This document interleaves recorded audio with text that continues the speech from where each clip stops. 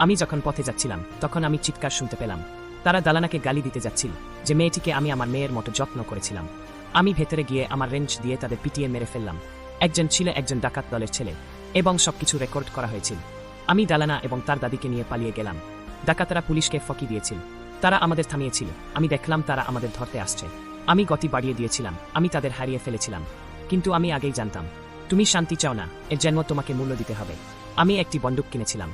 আগুন জ্বলছিল এবং আমার আবর্জনার ট্রাক দিয়ে আমি তাদের বাড়িটি ঘূর্ণিঝড়ের মতো হেনে ফেলেছিলাম। আমি ধুলো এবং ধ্বংসস্তূপের মধ্যে দিয়ে প্রবেশ করেছিলাম। আমি রক্ত এবং ঘাম দিয়ে লড়াই করেছি। একের পর এক তারা পড়ে গিয়েছিল। ডাকাতটি শেষ পর্যন্ত দাঁড়িয়েছিল। তার ধ্বংসস্তূপের সিংহাসন থেকে আমার দিকে তাকিয়েছিল। সে ঘৃণা এবং ঘৃণার সাথে আমার দিকে তাক করেছিল।